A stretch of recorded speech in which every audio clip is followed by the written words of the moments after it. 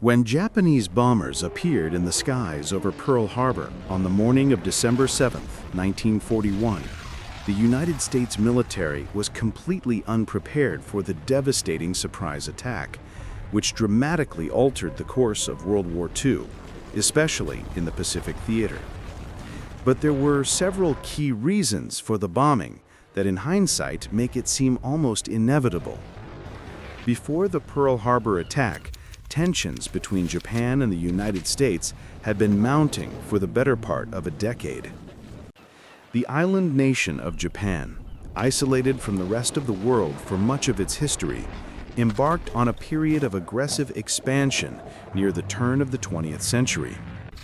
Two successful wars against China in 1894-95 and the Russo-Japanese War in 1904-1905 fueled these ambitions, as did Japan's successful participation in World War I, 1914-18, alongside the Allies.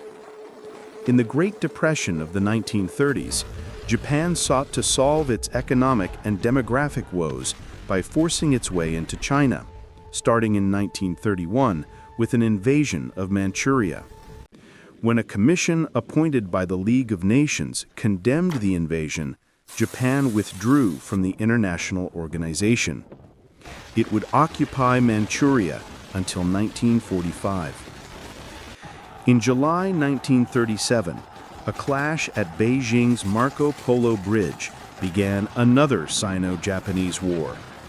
That December, after Japanese forces captured Nanjing, the capital of the Chinese Nationalist Party, or Kuomintang, they proceeded to carry out 6 weeks of mass killings and rapes, now infamous as the Nanjing Massacre. In light of such atrocities, the United States began passing economic sanctions against Japan, including trade embargoes on aircraft exports, oil, and scrap metal, among other key goods, and gave economic support to Kuomintang forces. In September 1940, Japan signed the Tripartite Pact with Germany and Italy, the two fascist regimes then at war with the Allies. Tokyo and Washington negotiated for months leading up to the Pearl Harbor attack, without success. While the United States hoped embargoes on oil and other key goods would lead Japan to halt its expansionism, the sanctions and other penalties actually convinced Japan to stand its ground and stirred up the anger of its people against continued Western interference in Asian affairs. To Japan, war with the United States had come to seem inevitable in order to defend its status as a major world power. Because the odds were stacked against them, their only chance was the element of surprise. In May 1940, the United States had made Pearl Harbor the main base for its Pacific Fleet. As Americans didn't expect the Japanese to attack first in Hawaii, some 4,000 miles away from the Japanese mainland, the base at Pearl Harbor was left relatively undefended, making it an easy target.